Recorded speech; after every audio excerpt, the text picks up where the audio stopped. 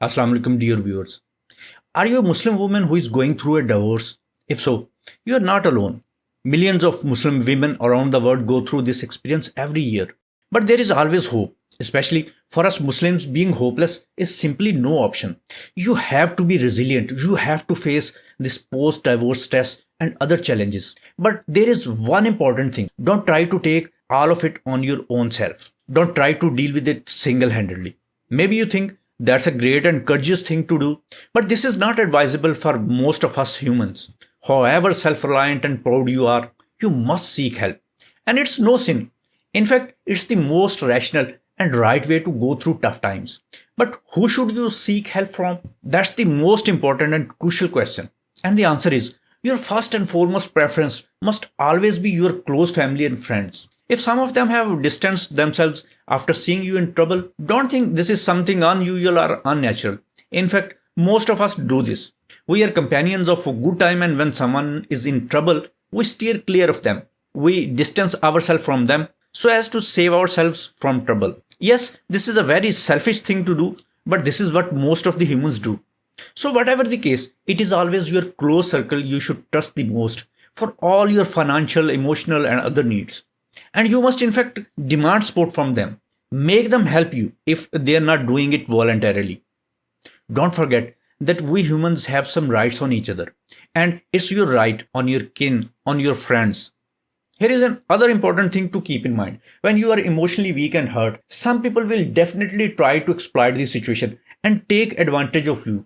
But this doesn't mean that you become fearsome and paranoid and start suspecting everyone's good intentions. Rather, I encourage you to reach out for help to as many places as possible, but never lower your guard. Talking of your emotional and psychological healing, there are many resources available to you that are out of your close circle as well. They include support groups, counseling, and religious guidance. You're not alone in this. Keep active. Don't let yourself fall into an emotional abyss. Keep trying not to drown. I repeat, keep trying not to drown. Yes, always keep looking for every star that you can catch to save yourself. Because this is what your master wants from you. This is what your God orders you to do when you are in trouble. As for some practical steps or practical tips, the foremost thing I would recommend is to read personal stories of Muslim women who have gone through the similar crisis that you are in. Reading stories of others who have gone through similar circumstances can help a lot. It can help you more than what you can imagine. At the end of this video, I will recommend some books for you. Do check them out. You can also search and watch stories of divorced Muslim women on YouTube and Facebook. For now, I am going to provide you with some serious guidance from Quran and Sunnah. It's the guidance that will give you much needed dose of solace, strength, and practical insight and help you not just survive but thrive through this tough phase. So, buckle up and get ready to soak in wisdom that will ease your heart and light up your path ahead. Let's dive in. The Quran says in Surah Duha, Surah 94, verse 5 and 6, so undoubtedly, with hardship there is relief. This verse reminds us that tough times don't last forever. There is always hope for better days. Prophet Muhammad, peace be upon him, said, patience is a light that shines in the heart of the believer. Allah subhanahu wa ta'ala says in Surah Al-Baqarah, and rely upon Allah, and sufficient is Allah as disposer of affairs. This verse reminds us that Allah is always with us and that He will help us through whatever we are going through. According to a hadith in Sunan Ibn Majah, numbered 4019, Prophet peace be upon him said, take account of yourself before you are taken to account. This hadith teaches us that it is important to reflect on our actions and to make sure that we are living our lives in accordance with the teaching of Islam. Let me read you another verse. It's Surah Baqarah, chapter 2, verse 286. Allah does not burden a soul beyond that it can bear. This verse assures us that Allah will not test us beyond our limits.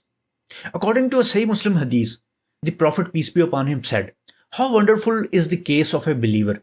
There is good for him in everything. This hadith teaches us that even in the midst of difficulty, there is always something good to be found. Now, here are some books that carry life stories of women who have gone through a divorce.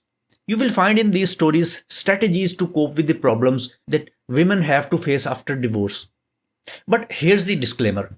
I have not read these books myself. So if you find anything in these books that is categorically against your religion, simply throw them away, cast them away, since the most precious thing you have is your iman, your faith. Anyways, the first book is The Muslim Divorce Handbook. It's written by Yasmin Mogahed. I don't know if I have pronounced this name right or not, but I will provide the link to these books in description. The second book is Divorced with Hope, a Muslim woman's guide to starting over by Asma Gul Hassan. The next and third book is The Single Muslim Woman, Finding Peace and Happiness After Divorce. It's written by Aisha Stacy. People who have read these books, they say that these books offer practical advice and support to Muslim women who are going through a divorce. They also share the stories of other Muslim women who have successfully navigated this difficult journey. This is all for today. Take care of yourself and remember being in your prayers. Assalamu alaikum.